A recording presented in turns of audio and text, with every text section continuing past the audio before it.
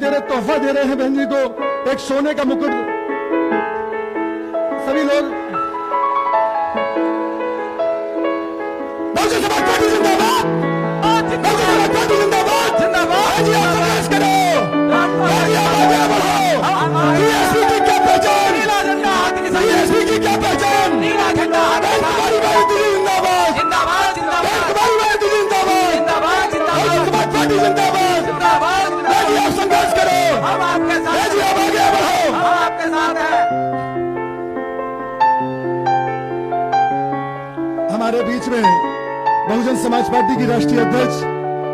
देश के सबसे बड़े प्रदेश उत्तर प्रदेश की 4 बार मुख्यमंत्री रही,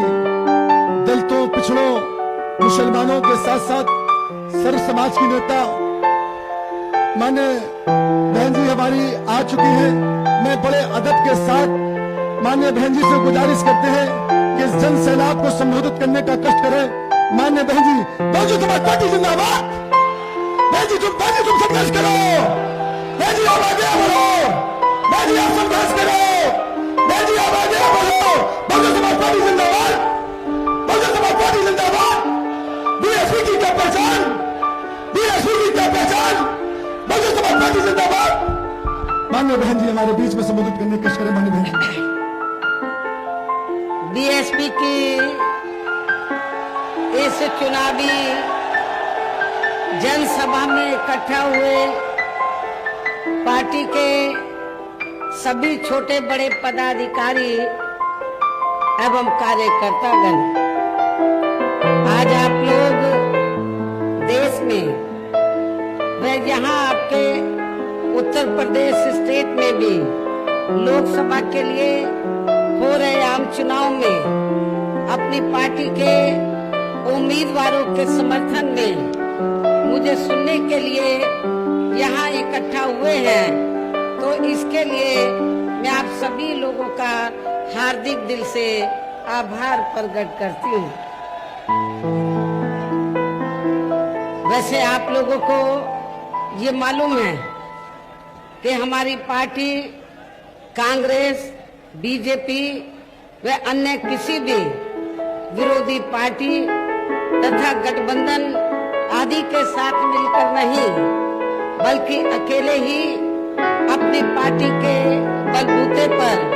पूरी तैयारी व दमदारी के साथ ये चुनाव लड़ रही है। इसके साथ ही हमने टिकट बंटवारे के मामले में भी सर्व समाज के लोगों को उचित भागीदारी दी है। और इस मामले में वैसे आप लोगों को ये मालूम है कि आपकी जो मेरठ लोकसभा की सीट है, वैसे तो यहाँ सर्व समाज के लोग रहते हैं, मुस्लिम आबादी भी काफी ज्यादा है और अपर कास्ट समाज में से जो त्यागी ब्राह्मण समाज है उनकी भी आबादी बहुत ज्यादा है। हमने पूर्व में यहाँ इस सीट पर तो कई बार मुस्लिम समाज को हमने चुनाव के मैदान में उतारा है। लोकसभा के लिए हमने मुस्लिम समाज के व्यक्ति को चुनाव के मैदान में उतारा है, लेकिन इस बार त्यागी ब्राह्मण समाज के लोगों की ये दिली तमन्ना थी कि बहुजन समाज पार्टी इस बार किसी त्यागी या ब्राह्मण समाज के व्यक्ति को मौका दे, चुनाव लड़ने का मौका दे। तो मेरठ जो लोकसभा की सीट है, इस सीट पर हमने त्यागी ब्राह्मण समाज की भावनाओं को ध्यान में रखकर, साथ ही इनकी आबादी को भी ध्यान में रखकर हमने इस बार इस सीट पर बहुजन समाज पार्टी की ओर से श्री देवव्रत त्यागी को चुनाव के मैदान में उतारा है, जिनको कामयाब बनाने के लिए अपनी पार्टी के लोग पूरे जी जान से लगे हैं। हालांकि आज यहाँ आपकी इकट्ठा हुई अपार भीड़ व भीड़ के जबरदस्त जोश को भी देखकर अब मुझे भी एक काफी हद तक भरोसा हो गया है कि पिछली बार की तरह इस बार भी आप लोग अपने प्रदेश से यह लोकसभा आम चुनाव में अपनी पार्टी का बेहतर रिजल्ट जरूर लाएंगे। और इसके लिए अब मैं आप लोगों का ध्यान कुछ जरूरी बातों की तरफ दिलाना चाहती हूँ। और इस संबंध में विशेषकर मैं कांग्रेस, बीजेपी व इनके अन्य सभी सहयोगी दलों के बारे में ये कहना चाहूंगी कि आजादी के बाद शुरू में केंद्र व देश के काफी राज्यों में भी ज्यादातर सत्ता यहाँ कांग्रेस पार्टी के हाथों में केंद्रित रही है, किंतु इनके अधिकांश मामलों में रही गलत नीतियों एवं गलत कार्य प्रणाली आदि की वजह से ही फिर इस पार्टी को केंद्र व काफी राज्यों की भी सत्ता से बाहर होना पड़ा है तथा यही स्थिति इनकी सहयोगी पार्टियों की भी बनी रही है, जिसके कारण ही फिर पिछले कई वर्षों से यहाँ बीजेपी व इनके सहयोगी दल केंद्र एवं काफी राज्यों की भी सत्ता में काबिज हो गए हैं, लेकिन इनकी भी ज्यादातर रही जातिवादी, पूंजीवादी, संकीर्ण, सांप्रदायिक व द्वेषपूर्ण नीतियों एवं कार्य प्रणाली आदि से तथा इनकी कथनी व करनी में भी काफी अंतर होने की वजह से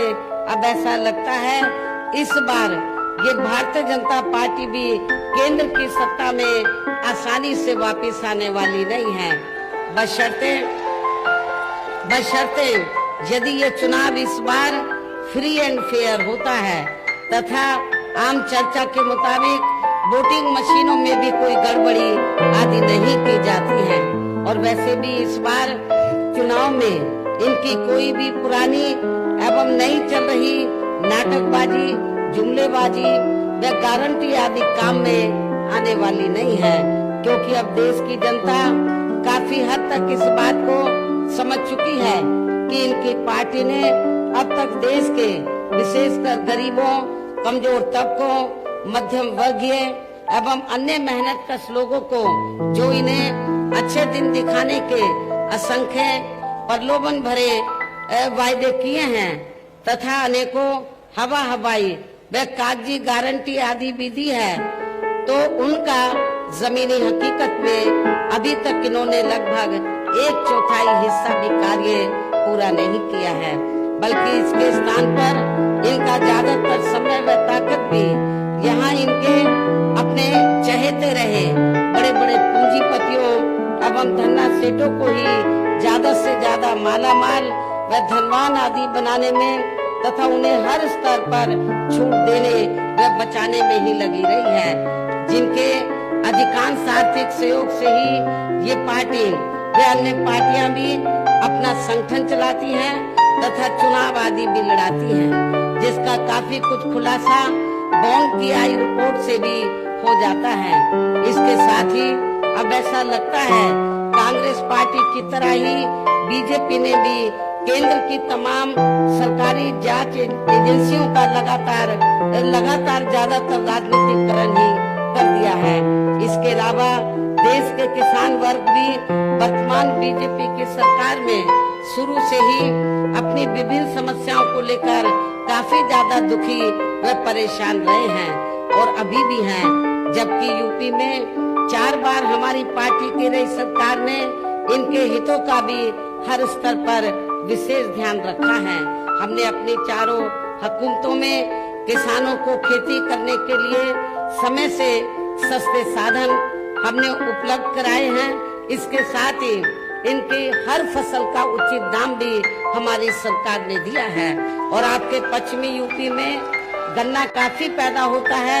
गन्ना किसानों को हमने पूर्व की रही सरकारों और वर्तमान सरकार की तुलना में हमने काफी बढ़ा चढ़ा के दाम गन्ना किसानों को दिया है। इतना ही नहीं बल्कि केंद्र में पूर्व की रही कांग्रेसी सरकार की तरह ही वर्तमान भाजपा सरकार में भी इनकी जातिवादी, हीन, सांप्रदायिक एवं पूंजीवादी सोच व नीतियों के चलते ही पूरे देश में सर्व समाज में से खासकर गरीबों, दलितों, आदिवासियों, पिछड़े वर्गों, मुस्लिम एवं अन्य धार्मिक अल्पसंख्यक समाज के लोगों का भी पूर्ण रूप से विकास व उत्थान आदि नहीं हो सका है। और इस संदर्भ में वैसे आप लोगों को ये मालूम है कि पूरे देश में यहाँ दलितों, आदिवासियों एवं अन्य पिछड़े वर्गों का सरकारी नौकरियों में वर्षों से अधूरा पड़ा आरक्षण का कोटा भी अभी तक भी पूरा नहीं भरा गया है। विशेषकर एससी व एसटी वर्गों के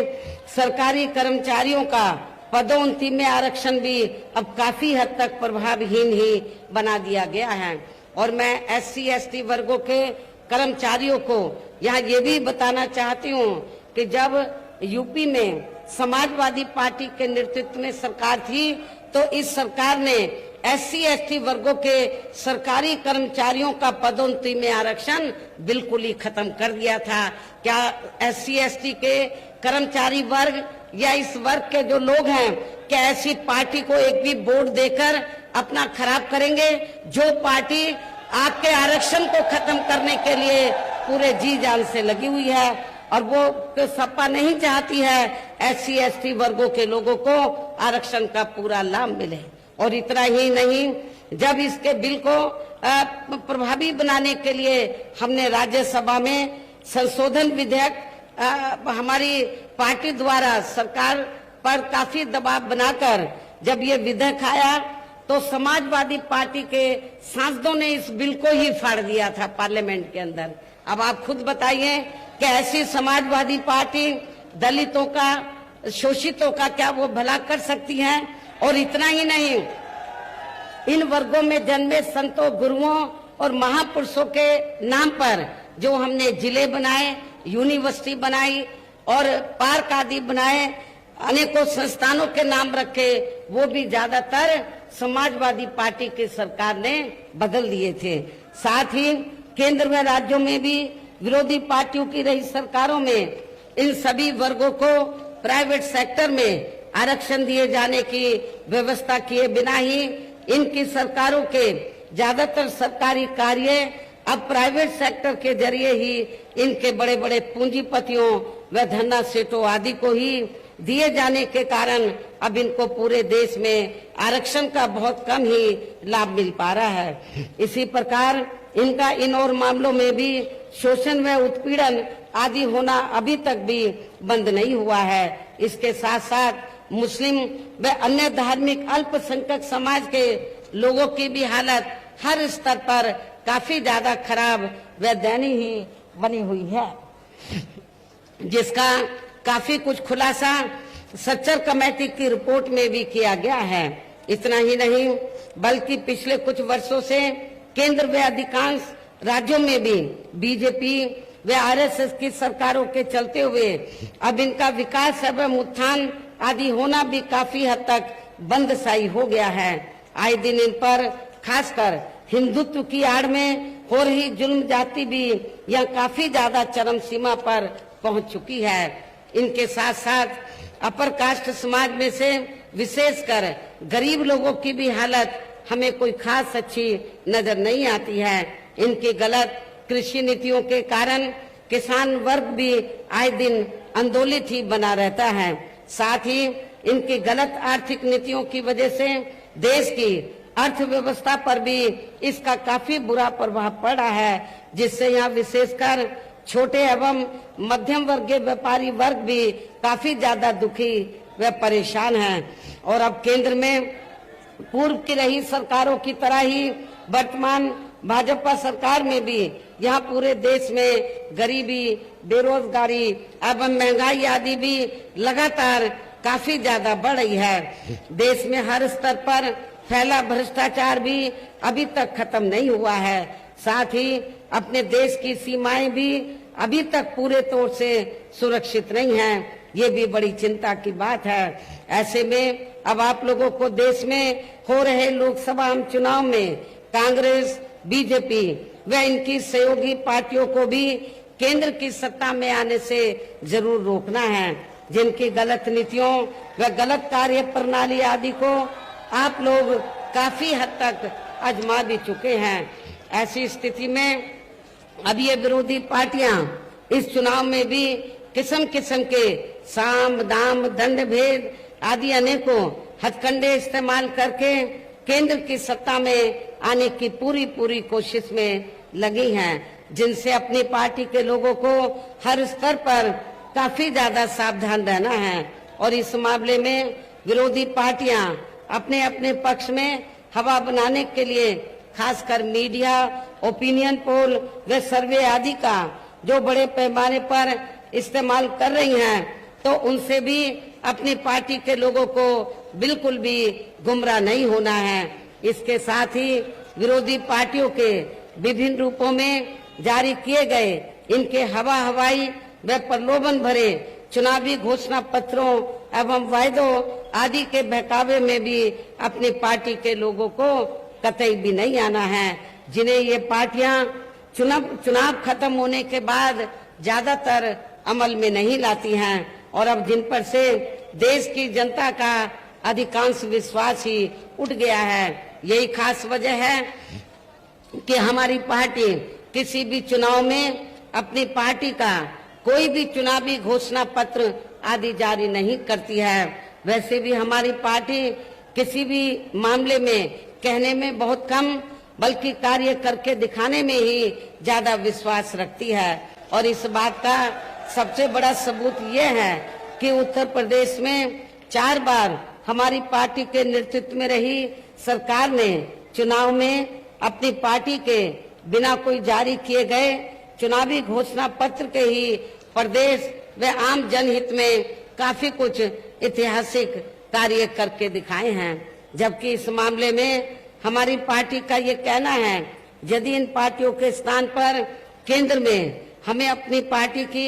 सरकार बनाने का मौका मिलता है, तो तब फिर हमारी पार्टी की बनी सरकार केंद्र में यहाँ अब तक रही सभी विरोधी पार्टियों की सरकारों की तरह केवल यहाँ हवाई व कागजी कार्य आदि नहीं करेगी, बल्कि उत्तर प्रदेश की तरह ही जमीनी हकीकत में ठोस कार्य करके दिखाएगी। और इस संदर्भ में खासकर मैं ये कहना चाहूंगी,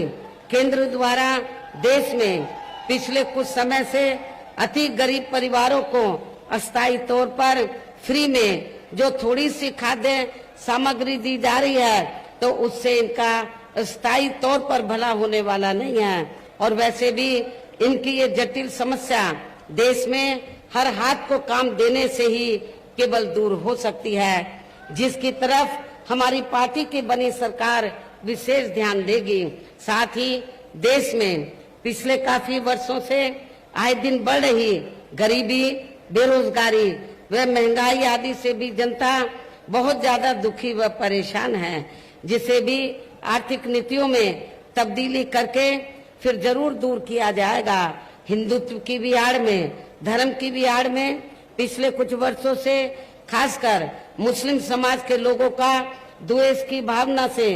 जो इनका काफी ज्यादा शोषण व उत्पीड़न आदि किया जा रहा है, तो उसे भी फिर जरूर रोका जाएगा। और ये सब हमने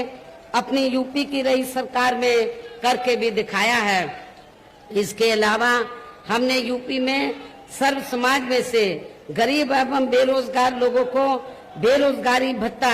आदि न देकर उन्हें बड़ी तादाद में रोटी रोजी के साधन भी उपलब्ध कराए हैं, जो अब ये कार्य भी अधिकांश ठंडे ही पड़े हैं, जिनको फिर सरकार बनने पर प्राथमिकता दी जाएगी। कहने का तात्पर्य ये है कि देश में इस समय हो रहे लोकसभा चुनाव में विरोधी पार्टियों के जारी किए गए उनके हवाई व प्रलोभन भरे चुनावी घोषणा पत्रों आदि के बहकावे में अब यह खासकर देश के अति गरीबों, मजदूरों, बेरोजगारों एवं अन्य मेहनतकश लोगों को बिल्कुल भी नहीं आना है। और अब इन्हें ऐसी सभी विरोधी पार्टियों को हर हालत में केंद्र की सत्ता में आने से जरूर रोकना है, जिनकी कथनी व करनी में काफी अंतर रहा है तथा जिन्हें ये लोग बरसों से काफी आजमा भी चुके हैं। ऐसे में अब मेरा यही कहना है कि आप लोगों को अपने खुद के व अपने प्रदेश एवं देश के भी हित में अपने वोटों को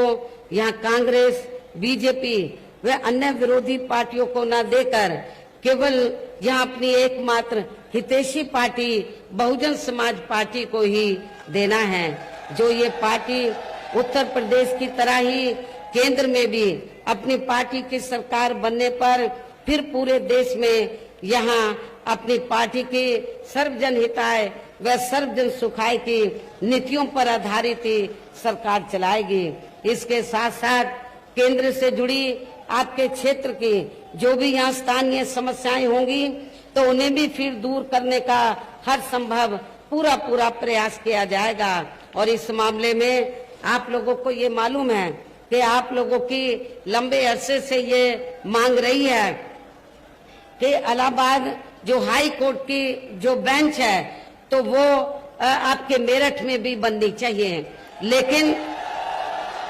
जिस प्रकार लखनऊ में बेंच बनी है उसी तर्ज पर आपके मेरठ में भी बेंच बननी चाहिए। लेकिन केंद्र की सरकार इस ओर ध्यान नहीं दे रही है। जब हमारी पार्टी केंद्र की सत्ता में आ जाएगी तो इस मामले में सकारात्मक कदम उठाएगी। इसके अलावा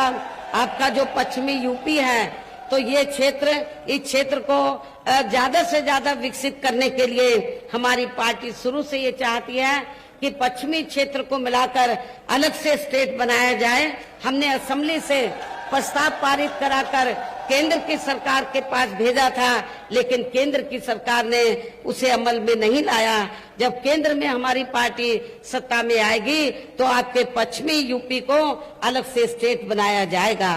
साथ ही यहाँ गरीबों, मजदूरों, बेरोजगारों, कर्मचारियों, किसानों, छोटे व्यापारियों एवं अन्य मेहनतकश लोगों के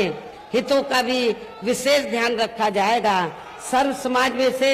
खासकर दलितों, आदिवासियों, पिछड़े वर्गों, मुस्लिम व अन्य धार्मिक अल्पसंख्यक समाज के लोगों के विकास एवं उत्थान के साथ साथ हर स्तर पर इनकी सुरक्षा आदि के भी लिए सख्त कदम उठाए जाएंगे। और तभी फिर यहाँ वास्तव में अपने देश के महान संतों, गुरुओं व महापुरुषों में भी विशेषकर महात्मा ज्योतिबा फूले, श्री छत्रपति शाहू जी महाराज, श्री नारायण गुरु, बाबा साहब डॉक्टर भीमराव अंबेडकर एवं मान्यवर श्री कांशीराम जी आदि का अधूरा राज सपना जरूर साकार हो सकता है, जिनको यूपी में हमारी पार्टी की रही सरकार द्वारा हर स्तर पर पूरा आदर सम्मान दिया गया है। इन्हीं खास बातों के साथ ही अब मेरा देश व आपके स्टेट के भी हित में, आपके क्षेत्र के भी हित में यही कहना है कि हमारी पार्टी ने यह आपकी मेरठ लोकसभा की सीट से जिनको चुनाव के मैदान में उतारा है, जो यहाँ आपके सामने मंच पर भी मौजूद हैं, तो उन्हें आपको जरूर कामयाब बनाना है। जिसके लिए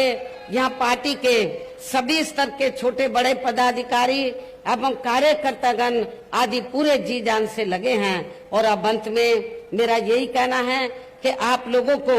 वोट पड़ने वाले दिन यहाँ बीएसपी के अपने मेरठ के लोकसभा प्रत्याशी को अपनी पार्टी के हाथी चुनाव चिन्ह के सामने वाले बटन को दबाकर इनको जरूर कामयाब बनाना है, इनको जरूर जिताकर पार्लियामेंट में भेजना है। इस पुरजोर खास अपील के साथ ही अब मैं अपनी बात यही समाप्त करती हूँ। जय भीम, जय भारत। कांग्रेस पार्टी जिंदाबाद।